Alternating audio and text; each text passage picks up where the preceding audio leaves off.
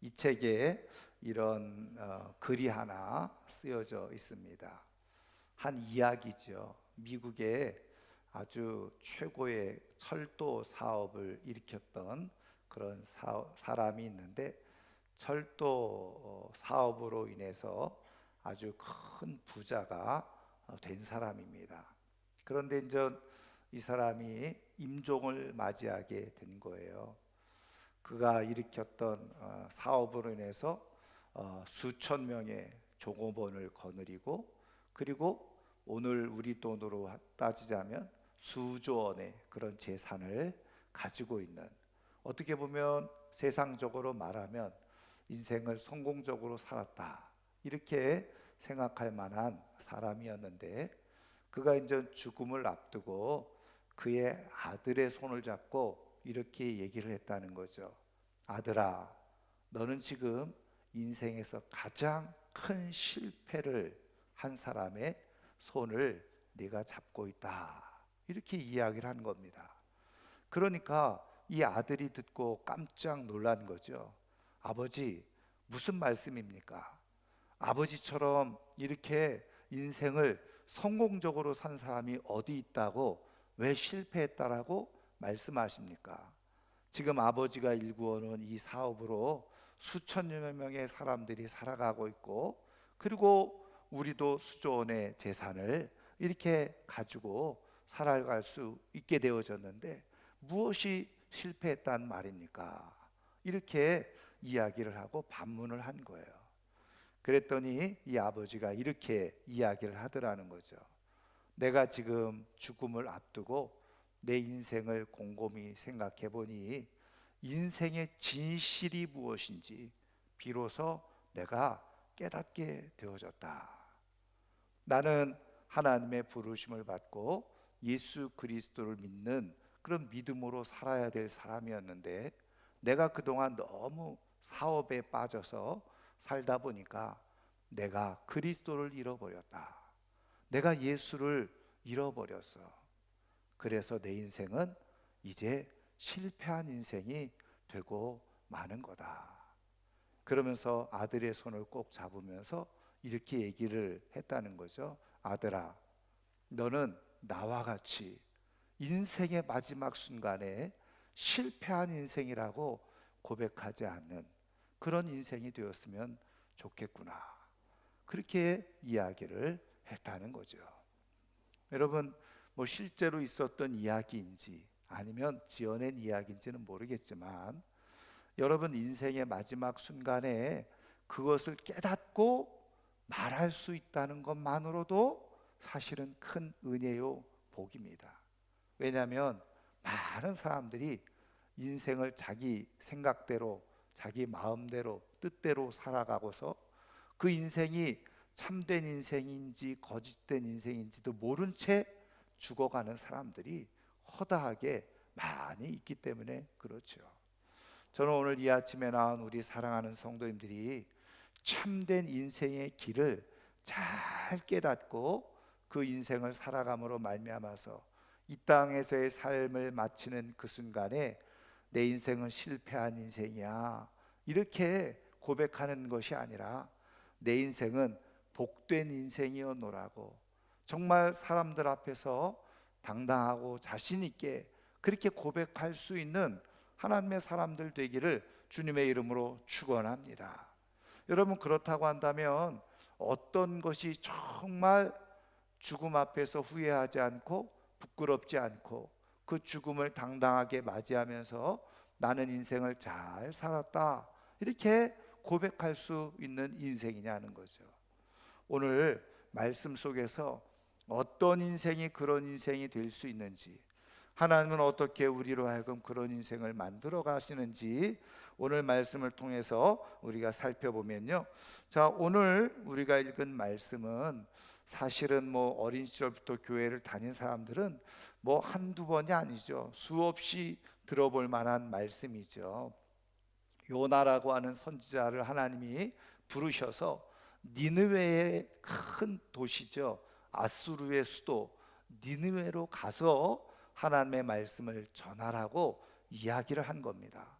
그런데 오늘 말씀에도 우리가 보면 알 수 있듯이 요나라고 하는 이 선지자가 그 하나님의 말씀을 거스리고 외면하고 반대로 니느웨로 가는 것이 아니라 정반대인 다시스로 그렇게 배를 타고 가다가 오늘 4절에 나와 있는 것처럼 큰 풍랑을 만나게 되어진다라고 하는 것이 오늘 말씀의 이야기죠. 여러분, 이 말씀에 보면 왜 요나는 하나님의 선지자로 부름을 받았음에도 불구하고 하나님이 말씀하신 것을 따르지 않았을까? 그리고 그의 인생 속에서 풍랑을 만나는 일이 일어나게 되어진 거예요. 그러면 요나는 왜 니느웨로 가지 않으려고 했느냐 하는 거죠. 여러분, 사실은 이 배경을 우리가 조금 더 살펴보면요, 지금 이 요나가 활동하던 시대는 언제였느냐? 이제 북이스라엘의 여로보암 2세라고 하는 왕이 통치하던 시기거든요. 근데 그 통치하던 시기가 연대가 어떻게 되냐면 주전 793년에서부터 주전 753년까지 이 여로보암 2세가 40년 동안 통치를 했어요. 그렇게 통치를 하고 있을 때에 그 북쪽에서는 어떤 일이 일어났느냐? 우리가 성경을 통해서 우리가 알 수 있듯이 아수르라고 하는 이 아주 큰 강대국이 그렇게 막 일어나기 시작한 거예요. 여러분, 사실은 오랜 역사 속에서 북쪽에 이 아수르라고 하는 나라가 세워지기 전에 북쪽에서부터 많은 그런 적들의 침입이 있었고, 그리고 이 북이스라엘을 괴롭혀 왔었던 그런 일들이 많이 일어나게 되어졌죠. 그리고 아수르가 이제 발흥을 하게 되어짐으로 인해서 북이스라엘에게 있어서는 큰 위협이 되어지는 그런 상황이었어요. 그러니까 사실은 이 요나 입장에서 볼 때, 아니 지금 북이스라엘에서 말씀을 전하고 가르치는 것도 사실은 버거운 일이고, 지금 이 나라 문제도 해결하기 어려운 상황 속에서 굳이 다른 나라 니느웨, 그것도 우리에게 지금 위협이 되고 있는 이방 나라에까지 가서 자기가 굳이 하나님의 말씀을 전해야 될 이유가 뭐가 있나? 그리고 아수르는 원수의 나라와 다름이 없는 그런 나라인데 그곳에 가서 내가 왜 복음을 그리고 말씀을 전해야 되나? 아마 이 요나는 그런 생각을 했을지도 모릅니다. 여러분, 우리가 종종 인생을 살아가면서 하나님께서 우리에게 무엇인가 말씀하실 때가 있고 명령하실 때가 있고 하나님의 뜻을 위해서 우리를 부르실 때가 있다는 거예요. 근데 그 하나님의 부르심이 때로는요, 내 생각과 심지어는 내 감정과 잘 맞지 않을 때가 있단 말이죠. 지금 어쩌면 요나가 그런 상태, 그런 상황에 있는 겁니다. 아니, 왜 지금 우리나라도 지금 이 제대로 지금 하나님의 말씀대로 살아가기 어려운 상황인데, 아니 저 이방 나라 니느웨까지 가서 쓸데없이 돈 들여서 왜 저렇게 하나님의 말씀을 전해야 된단 말인가? 이런 생각이 들 수 있잖아요. 지금 우리도 먹고 살기 힘든데 이런 생각이 들 수 있는 거예요. 여러분, 하나님은 그러면 왜 지금 북이스라엘도 사실은 상황이 좋지 않잖아요. 물론 경제적으로는요, 그 당시 여로보암 2세 시대 때 제일 부강한 그런 때였어요. 그렇지만 우리가 성경을 통해서 알 수 있듯이 온갖 우상과 부패와 타락이 아주 극심하던 때가 바로 이때였다고요. 근데 그냥 북이스라엘에서 말씀 전하고 백성을 깨우라고 하면 그나마 조금 괜찮을 텐데, 이방 나라, 그것도 원수의 나라, 지금 이스라엘에게 그리고 위협이 될 만한 나라에 가서 하나님의 말씀을 전하라고 하면 이게 납득이 되지 않는 거예요. 이해가 되어지지 않는 거예요. 여러분, 종종 하나님의 부르심과 또 하나님의 말씀은요, 내 생각과 동떨어진 그런 상황 가운데 말씀이 주어질 수가 있다는 사실이에요. 그런데 우리가 알고 있듯이 요나가 이렇게 하나님의 말씀을 들었을 때에 어떤 태도를 취하고 있습니까? 오늘 말씀에 나와 있는 것처럼 하나님의 낯을 피해서, 하나님의 얼굴을 피해서 정반대, 지금 이 요나가 있는 이 이스라엘 지중해를 관통해서 정반대 이 다시스로 가는 배를 타게 되어졌다. 여러분, 이 다시스라고 하는 도시는요, 스페인의 남부 지방에 있는 끄트머리에 있는 도시인데, 지금 타르테소스라고 하는 이름으로 지금도 그 도시가 만들어져 있다는 항구 도시죠. 그러니까 이 이스라엘은 지중해를 중심으로 해서 동쪽 끝에 있고, 그리고 이 다시스는 지중해 마지막 서쪽 끝에 극과 극. 그래서 거리로 따지면 거의 3,000km로 훨씬 넘는 어마어마한 거리. 그 거리를 넘어서서 지금 피하여 가려고 했다는 거예요. 여러분, 요나가 왜 다시스로 가려고 했을까요? 아마 그렇게 멀리 가면 하나님의 손에서 벗어날 거라고 생각했을지도 몰라요. 그렇게 멀리 떠나면 더 이상 하나님이 자신의 인생에 관여하지 못할 거라고 생각했을지도 모를 일이에요. 어쨌든 하나님은 왜 지금 요나에게 니느웨로 가라고 하셨는지, 요나 입장에서는 도저히 이해가 되어지지 않은 상황 속에서 요나가 결정하고 선택한 것은 무엇이냐? 바로 자기의 생각과 자기의 감정을 따라서 결정하고 선택을 했다는 거예요. 여러분, 그래서 다시스로 가는 배를 타게 된 거예요. 근데 오늘 우리가 읽은 말씀 4절에 나와 있듯이 결국은 그 길에서 어떻게 해요? 엄청난 배가 다 파손할 상황에 이르게 되어지는 그런 풍랑을 만나게 되어진 거죠. 여러분, 요나 인생의 큰 풍랑, 그리고 그 고난과 실패와 불행의 시작은 어디에서부터 일어난 겁니까? 하나님의 말씀이 있었는데, 하나님의 부르심이 있었는데, 그게 자기의 생각과 자기의 감정과 전혀 맞지를 않는 거예요. 하나님이 왜 이렇게 하셨는지 이해가 되어지지 않는 거예요. 그러다 보니까 어떻게 해요? 하나님의 말씀보다, 부르심보다 자신의 생각과 자신의 감정이 더 중요한 거죠. 거기에 더 충실했던 거예요. 그래서 하나님이 말씀한 대로 니느웨 북쪽으로 가지 아니하고 서쪽 끝으로 가려고 하는 그런 태도와 모습을 갖게 되어진 거죠. 그 결과가 무엇입니까? 바로 인생의 어마어마한 풍랑을 만나게 되어지는 결과를 초래하게 되어졌다. 여러분, 하나님께서 지금 이 말씀을 통해서 우리에게도 도전하시고 우리를 깨우쳐 주시는 말씀이 있어요. 여러분, 하나님은 우리에게 필요에 의해서 하나님의 뜻을 위해서 우리를 부르시고 우리에게 하나님의 뜻을 말씀하세요. 그리고 때로는 하나님께서 우리에게 무엇인가를 사명을 주신다는 거예요. 그런데 이때에 그 하나님의 부르심과 하나님의 말씀과 사명이 내게 주어졌을 때에 내가 공감이 되지 않아요. 이해가 되어지지 않아요. 그리고 지금 내 상황과 형편과 처지를 고려해 볼 때 이거는 도저히 내게 합당한 말씀처럼 여겨지지 않을 때가 있다는 거예요. 그런데 이때 중요한 것은 뭐냐? 여러분, 내 생각, 하나님의 말씀보다, 하나님의 부르심보다 내 생각이 먼저 우선돼요.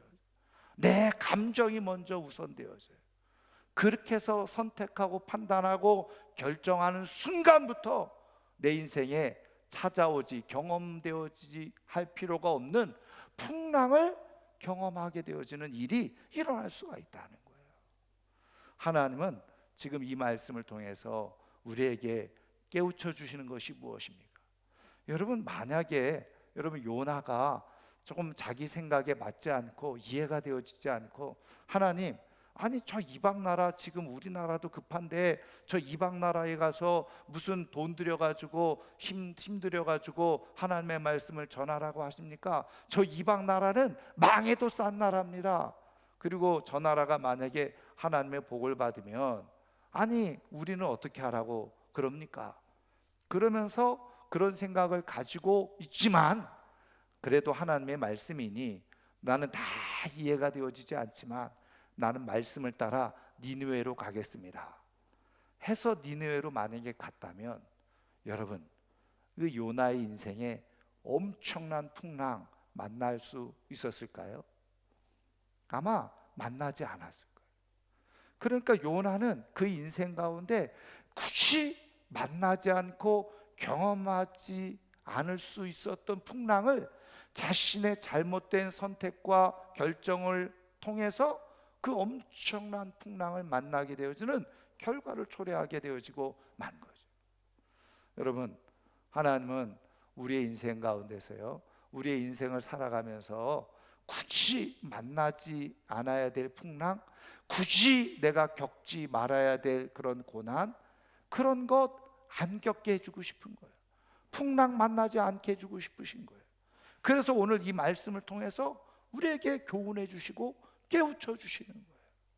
저는 오늘 이 아침에 나온 우리 사랑하는 성도님들이 이왕 우리가 하나님을 믿고 믿음으로 삶을 살아갈 때 굳이 우리 인생에서 만날 필요도 없고 만나지 않아야 될 풍랑들 만나지 않고 살아갈 수 있는 하나님의 은혜가 있기를 주님의 이름으로 축원합니다. 하나님의 부르심과 말씀에 대해서 내가 내 생각과 내 감정이 자꾸 앞서는 순간부터 풍랑이 예비되어져 있는 인생을 살아가게 되어져요. 여러분, 다 이해되어지지 않아도 하나님, 그러면 저에게 왜 니느웨로 가라고 하시는 거죠? 하나님이 무슨 뜻이 있죠? 그렇지만 하나님, 내가 하나님의 뜻을 다 이해하지 못하고 깨닫지 못하지만 내가 그러면은 니느웨로 가보겠습니다. 이렇게 순종의 발걸음을 하게 되어질 때 우리의 인생 만날 필요 없는 풍랑 만나지 않고 살아가게 되어져요. 여러분, 믿음은 하나님의 부르심을 소중하게 여기죠. 내가 하나님의 부르심 앞에 다 이해되어지지 않고 깨달아지지 아니한다고 할지라도 하나님의 말씀에 내가 먼저 순종하고 반응하는 거예요. 그런 인생은요, 풍랑 굳이 만나지 않아요. 만날 필요도 없어요. 그래서 그의 삶을 어떻게 해요? 후회 없이 아름다운 삶으로 살아가게 되어져요. 여러분, 인생을 제대로 살아간다는 게 뭔지 아세요? 인생을 정말 하나님 앞에서 후회 없이 내 인생을 살았노라고 고백할 수 있는 길이 무엇인지 아십니까? 그 길이 내가 다 이해되어지지 않아요. 그럼에도 불구하고 하나님이 말씀하셨으니 나는 그 길을 따라갑니다. 하나님의 부심에 내 감정과 내 생각을 다 내려놓고 일단은 순종해 보는 거예요. 일단은 따라가 보는 거예요. 그 인생은요, 잠시 힘들 수도 있죠. 왜? 내가 다 이해되지 않으니까 속에서는 계속 고민과 갈등이 일어날 수 있어요. 저도 마찬가지고요. 그런데 일단은 하나님이 말씀하셨으니 순종해 보는 거죠. 그 길을 걸어보는 거예요. 그런데 웬일입니까? 그 길이 내 인생을 제대로 살아가는 길이 되어지고 후회를 남기지 않는 길이 되어지더라는 거예요. 하나님은 우리의 인생길을 후회 남기지 않는 인생으로 만들어주고 싶으신 거예요. 그래서 오늘 우리에게 말씀해 주고 계시는 거죠. 여러분, 하나님은 왜 니느웨로 가라고 하셨을까요? 물론 우리가 요나서를 다 읽어봐도 사실은 하나님의 깊은 뜻을 우리가 잘 알 수는 없지만, 그러나 역사를 전반적으로 쫙 보면 거기에 하나님의 선하신 뜻이 있구나라는 것을 우리는 어렴풋이 발견하게 돼요. 여러분, 말씀드린 것처럼 여로보암 2세가 주전 753년에 죽잖아요. 그리고 북이스라엘은 그로부터 어떻게 해요? 30년 후에 앗수르에 의해서 완전히 멸망을 당하는 겁니다. 여러분, 어쩌면 저는 이 말씀을 이렇게 묵상하면서 하나님이 왜 요나를 굳이 니느웨로 가라고 하셨을까? 거기서 하나님의 말씀을 전하고 가르치라고 왜 그렇게 하셨을까? 니느웨 사람들을 사랑하셔서, 물론 우리가 요나서를 읽어보면 그런 하나님의 마음도 거기에 포함되어져 있어요.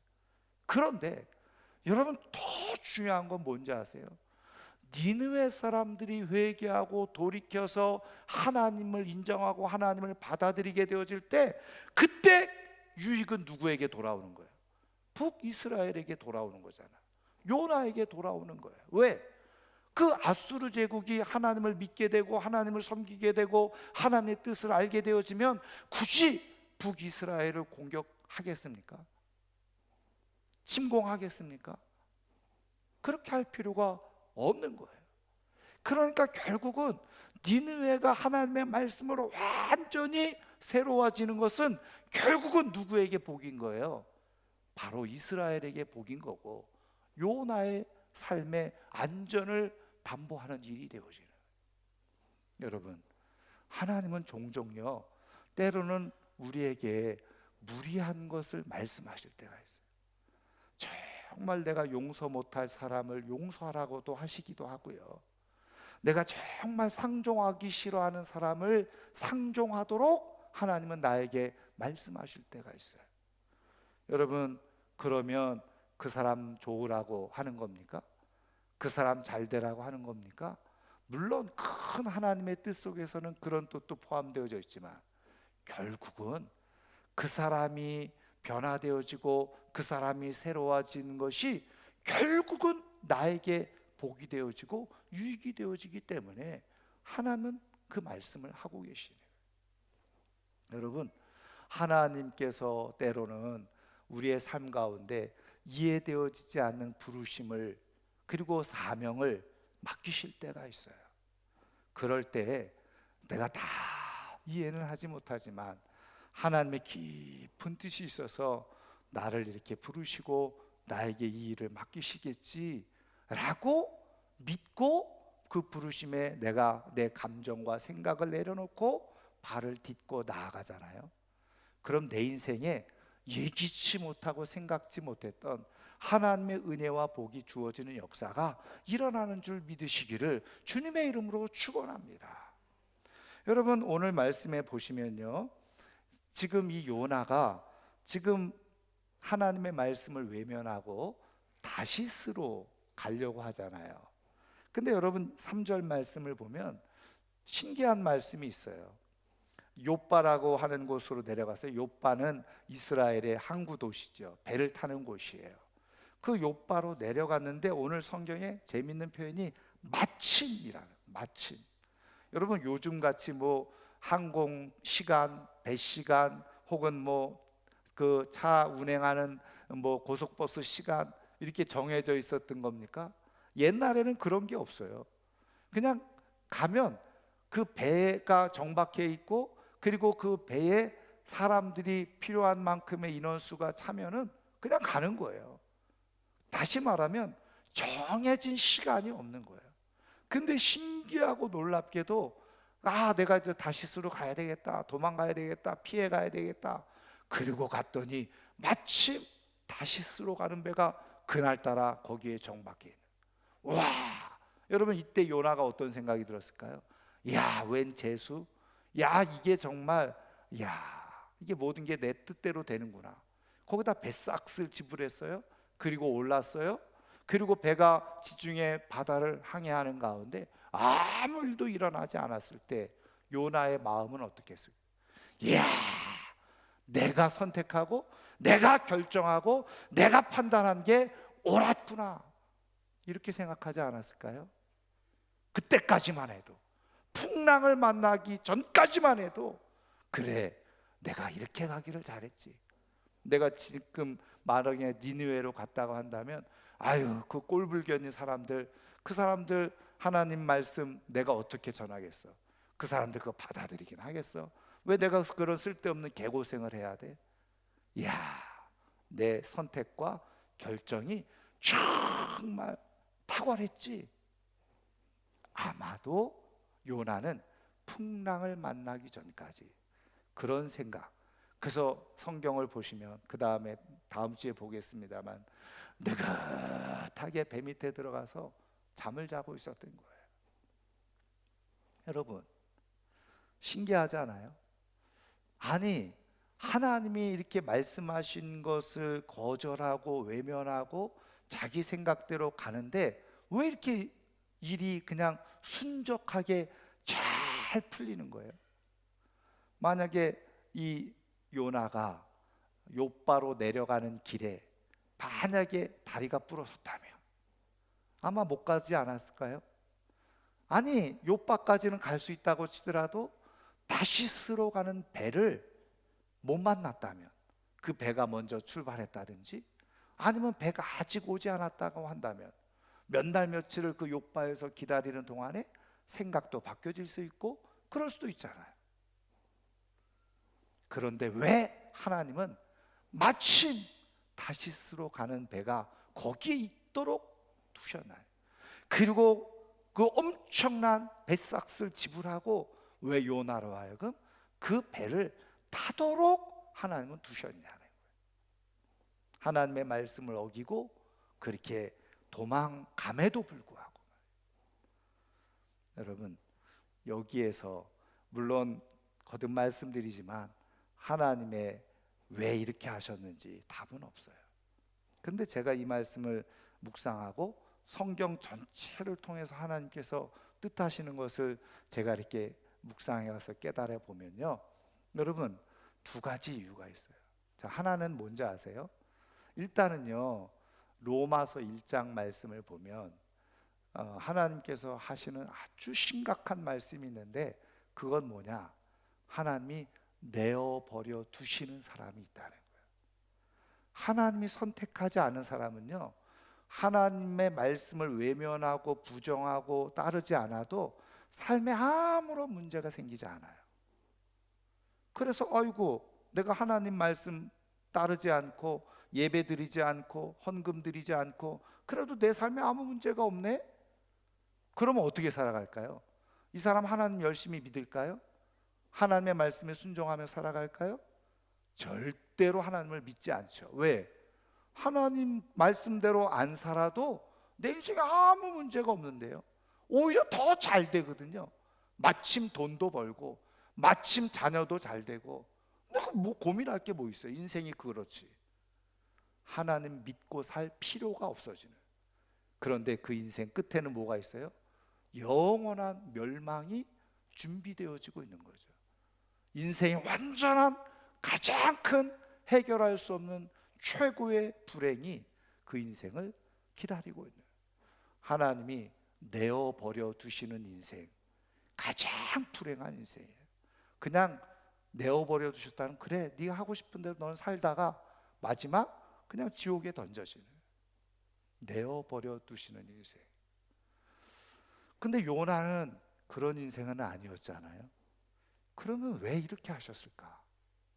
여러분, 하나님은 요나를 정말 귀하게 사용하기를 원하시고 그 요나의 인생이 정말 결과적으로 하나님 앞에서 영광스러운 인생 만들어주고 싶으시잖아요. 근데 보세요, 요나는 풍랑을 만나지 못하면 절대로 하나님께 돌이키지 못하는 사람이었던 거예요. 그냥 다시스로 그 욥바로 내려가다 다리 한번 부러졌다고 깨달으면 좋겠지만 그것 가지고는 깨닫지 못하는 거예요. 배를 기다리다가 돌이키면서 회개하고 다시 니느웨로 가야 되겠다 이렇게 할 사람이었다면 아마 하나님께서 다시스로 가는 배를 떠나보냈든지 아니면 배가 오지 않았게 그래서 몇 날 며칠 동안 기다리면서 생각하게 하셨을지도 몰라요.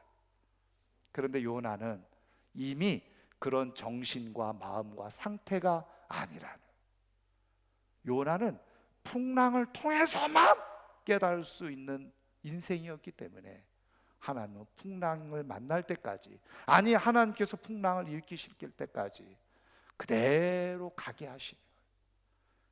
여러분, 인생의 진짜 슬픔은 어디 있는지 아세요?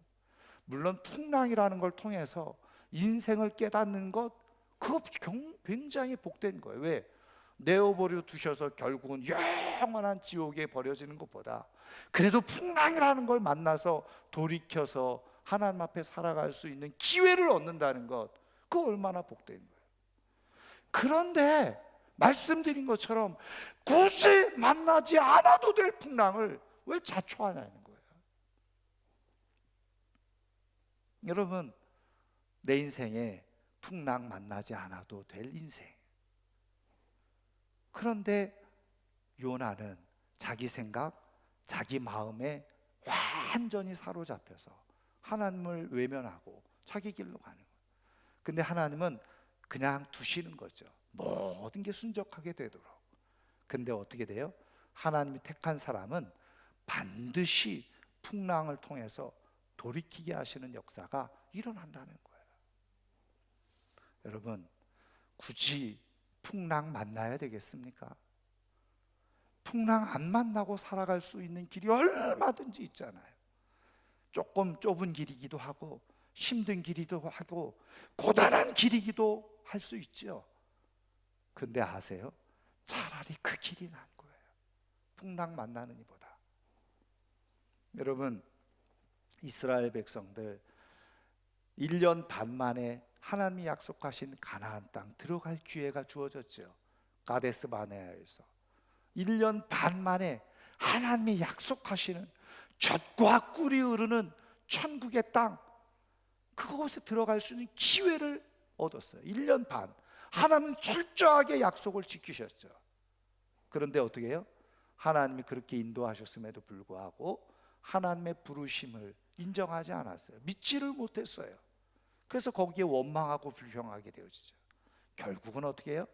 광야 40년을 방황하게 되어지는, 허비하지 않아도 될 시간을 허비해버리는 인생이 되어지고 말았잖아요. 제가 여러 번 말씀드렸지만 제가 중고등부 청년들을 지도할 때 제 단골 설교였어요. 왜? 애들이 인생이 그만큼 중요하니까. 청년들의 인생이 그만큼 소중하잖아요. 어차피 믿을 거, 어차피 하나님의 선택을 받았다고 한다면 광야 방황하는 세월을 줄이라는 거예요. 왜 그렇게 살아요? 조금 힘들고 고단하고 피곤할 수 있죠.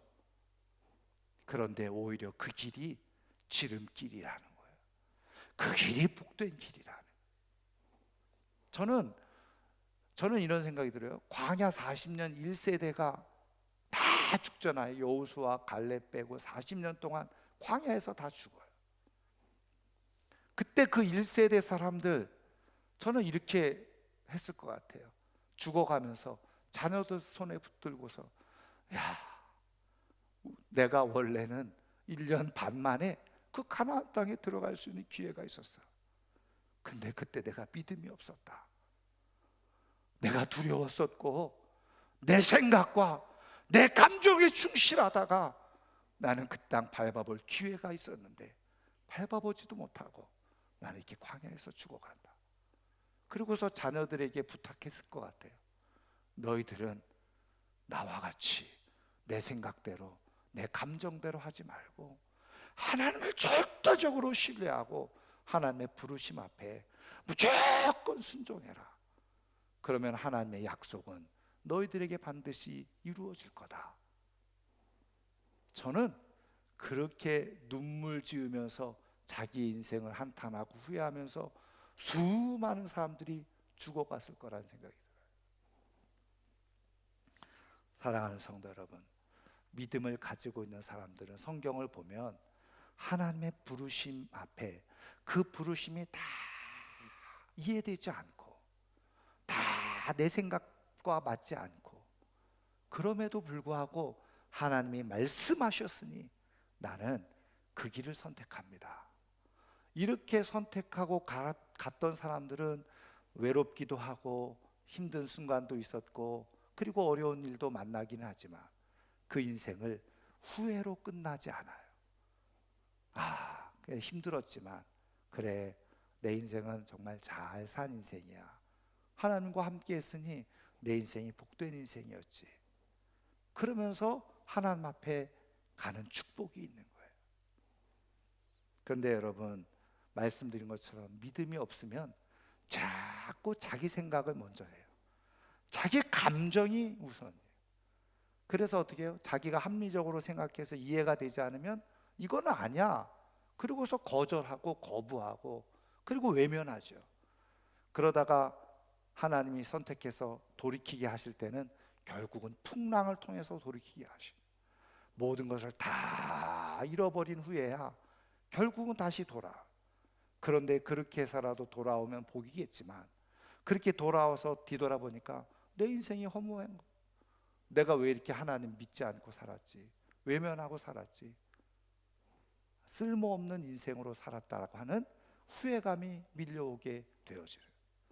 세상적으로 아무리 화려하게 대단하게 살아도요, 하나님 없이 산 인생은 다 마이너스 인생인 거죠. 사랑하는 성도 여러분, 하나님의 부르심에는 뜻이 있음을 믿으시기를 주님의 이름으로 축원합니다. 그래서 여러분, 하나님이 부르시는데 내가 생각이 조금 마음에 안 들어. 그런데 그럴 때 나를 한 대 탁 오히려 치셔서 여러분 깨닫게 하시고, 아이고 알겠습니다, 이게 더 복인 거예요. 깨닫게 하셔서 돌이키게 하시고, 내가 이유를 다 알 수는 없지만 순종할 수 있게 하시는 것이 축복인 거예요. 그래서 믿음의 사람들, 하나님의 은혜 가운데 후회 없이 인생을 살아가는 사람들의 특징은 뭐냐? 자기 고집이 없어요. 자기의 견고한 악한 진이 자기 안에 없다고요. 그래서 사람들이 볼 때는 아유, 저 사람은 속도 없나? 이렇게 보입니다. 근데 아세요? 저 사람은 속도 없나? 이렇게 보일 때가 복인 거예요. 근데 보면 자기 고집이 아주 완강한 사람들 있죠. 그 사람들은 반드시 인생의 풍랑을 만나게 돼 있습니다. 왜? 그렇게 해서라도 하나님 앞에 살아가도록 하나님이 부르시니까. 여러분, 자기 고집을 가지면 풍랑을 만날 수밖에 없어요. 하나님은 우리의 인생이 그런 인생 되기를 원하지 않으시는 거예요. 그래서 내 고집을 버리고 내 생각을 버리고 내 감정을 다 내려놓고, 어떤 사람들이 볼 때는 저 사람은 속도 없어 이렇게 보여질 것처럼 보여져도 결국은 그 길이 복된 길이고 제대로 된 인생을 사는 길이고, 하나님 앞에 설 때에 부끄러움 없이 서는, 후회 없이 서는 그런 축복의 역사가 일어나는 거예요. 사랑하는 성도 여러분, 믿음으로 반응하시기를 주님의 이름으로 축원합니다. 하나님이 나를 부르셨을 때, 하나님이 나에게 맡겨주신 사명이 있을 때 믿음으로 반응해서 내 생각대로가 아니라, 감정대로가 아니라, 내 고집대로가 아니라 하나님의 뜻이 있겠지 반응함으로 말미암아서 풍랑 만나지 않고 오히려 더 복되고 아름답게 후회 없이 인생을 제대로 살아갈 수 있는 하나님의 사람들 되기를 주님의 이름으로 축원합니다. 믿음으로 반응하는 인생에 기쁨으로 열매를 얻는 역사가 일어나게 되어져 있어요. 이제 말씀을 마치려고 하는데요, 고영철 목사님이라는 분이 있어요. 제가 오래전에 세미나에서 만난 분인데, 이분이 책을 썼다고 보내주겠다고 그래서 보내주셨어요.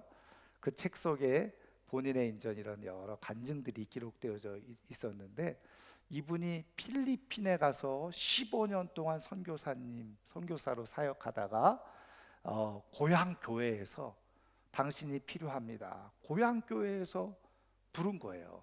그래서 수원에 있는 고향 교회에 돌아와서 목회를 아주 잘 하고 계신 그런 목사님인데, 이분이 이제 필리핀에서 선교 사역을 하면서 경험했던 것을 거기다 써놨어요. 자기가 이제 필리핀에서 선교 사역을 이렇게 하려고 하고 있는데, 그냥 그 가까운 이제 동료가 진짜 꼭 선교해야 될 선교지를, 교회가 세워져야 될 선교지를 발견했노라고 같이 가자는 거예요. 그래서 이제 갔더니 1950년 6.25 전쟁 때 쓰던 그 트럭, 다 낡은 고물 트럭 있잖아요. 겨우 굴러가는 그거를 가져가서 같이 타고 가는데 그곳이 어디냐? 예전에 화산 폭발이 일어나가지고 화산재로 완전히 뒤덮여가지고 가면은 먼지가 풀풀 나고 도저히 사람들이 살 수 없는. 근데 그 길로 가더라는 거예요. 무려 6시간을 달려서. 고속도로 6시간 가도 사람이 지치는데 길도 아닌 길처럼 생긴 곳을, 그것도 고물 트럭 타고 가니까 도대체 어디를 가는지 6시간이나 가더라는 거예요. 그래서 이제 내려가지고 거긴가 했더니 또 30분을 산을 타고 올라가야 된다. 물이니 짐이니 거기 있는 사람들에게 줄 거를 가득 짊어지고 이제 올라갔다네요. 올라갔더니요, 대나무로 만든 집 10채 정도 있는 마을이 나오더라는 거예요. 그래서 거기다 교회를 지어야 되고 거기서 복음을 전해야 된다고 얘기를 하더라는 거예요. 근데 이 목사님이, 선교사님이 입이 이만큼 나온 거예요. 아니, 지금 도시에서도 복음 전하기 지금 버거운데 굳이 6시간이나 이 먼 거리 차 타고 와가지고 또 30분 산으로 그냥 산길로 걸어 올라 들어가서 거기 가서 내가 복음을 전해야 된다고? 참, 내가 그렇게 할 일이 없는 사람인 것처럼 보였나? 생각되어지나? 그러면서 마음속에 굉장히 불편한 마음이 들어요. 그리고 하나님을 향해서도 그랬대요. 하나님, 아니 다른 사람들은 도시에서 편안하게 다 복음 잘 전하고 있는데 나를 왜 이런 데 보내셔야 됩니까? 이런 불만도 막 생겨났다는 거예요. 자신이 그렇게 불만 어린 그런 생각을 가지고 툴툴거리면서 나는 이런 곳에 와서 선교 못합니다. 그러면서 막 짜증을 이제 내고 있는데 하나님께서 자기 마음 가운데 그런 마음을 주시더라는 거예요. 얘야, 이놈아, 너는 네가 편한 데서만 일하려고 하느냐? 내가 필요로 하는 곳에서 네가 일을 해야지. 그런 마음이 싹 들면서 왠지 조금 부끄러운 생각이 좀 들더라는 거예요.